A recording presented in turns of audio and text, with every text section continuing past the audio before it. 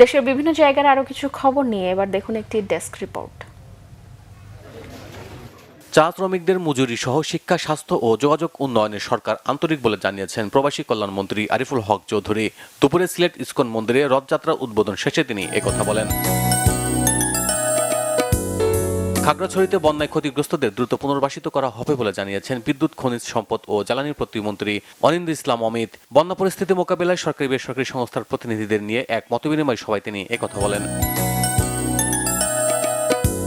বৃক্ষরোপণ অভিযান ও মেলার উদ্বোধন উপলক্ষে র্যালি ও আলোচনা সভা হয়েছে শরীয়তপুরে। সকালে জেলা প্রশাসন ও বন বিভাগের উদ্যোগে শহরের চৌরাঙ্গী মোড় থেকে র্যালিটি বের করা হয়। পরে উপজেলা পরিষদ অডিটোরিয়ামে এতে প্রধান অতিথি ছিলেন জাতীয় সংসদের হুইপ ও শরীয়তপুর ৩ আসনের সংসদ সদস্য মিয়া নুরুদ্দিন আহমেদ অপু। জুলাই শহীদ দিবস উপলক্ষে আলোচনা সভা হয়েছে মাদারীপুরে। ঢাকার উপজেলা প্রশাসনের আয়োজনে পরিষদের সভাকক্ষে এতে বক্তব্য রাখেন মাদারীপুর ৩ আসনের সংসদ সদস্য আনিসুর রহমান খোকন তালুকদার। বক্তব্যে তিনি বলেন, দেশে আর কোনো স্বৈরাচার মাথাচাড়া দিয়ে উঠতে পারবে না। ডেঙ্গু প্রতিরোধ ও মশাবাহিত রোগ নিয়ন্ত্রণে নগরীর বিভিন্ন এলাকায় মশক নিধন কার্যক্রম ও জনসচেতনতামূলক লিফলেট বিতরণ করেছে ময়মনসিংহ সিটি কর্পোরেশন। সকালে সিটি প্রশাসন রুকনুজ্জামান রোকনের নেতৃত্বে এই কর্মসূচি পালন করা হয়। গাইবান্ধার সুন্দরগঞ্জের চরাঞ্চলে শিক্ষিত বেকার ও হতদরিদ্র ১৪০ জন যুবকের চাকরির ব্যবস্থা করেছেন বিএনপি নেতা মাহমুদুল ইসলাম। বেলকা ইউনিয়ন বিএনপির কার্যালয়ে চাকরি প্রার্থীদের সাক্ষাৎকার নেওয়ার মাধ্যমে চাকরি প্রার্থীদের চাকরির ব্যবস্থা করা হয়।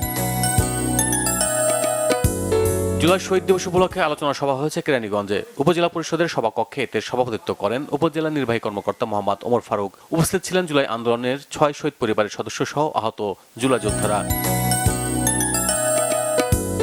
সাতক্ষীরা জলবায়ু সংকটে স্থানান্তরিত ও ক্ষতিগ্রস্ত বস্তিবাসীর ন্যায্য অধিকার প্রতিষ্ঠার দাবিতে মানববন্ধন হয়েছে শহরের শহীদ আব্দুর রাজ্জাক পার্কের মূল ফটকের সামনে। এতে সভাপতিত্ব করেন মানবাধিকার কর্মী মাধব দত্ত। বক্তব্য রাখেন গ্রিন কোয়ালিশনের সভাপতি আবু আফফান রোজ বাবু সহ অন্যরা।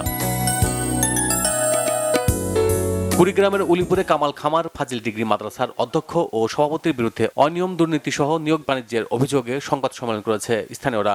বক্তারা জানান, অধ্যক্ষ লিয়াকত আলী বাড়িতে বসে পিয়নের মাধ্যমে হাজিরা খাতায় স্বাক্ষর করে সরকারি বেতন ভাতা ভোগ করছেন।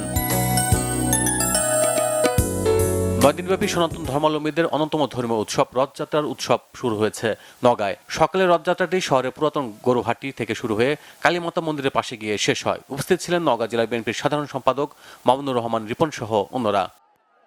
Bangla vision news desk.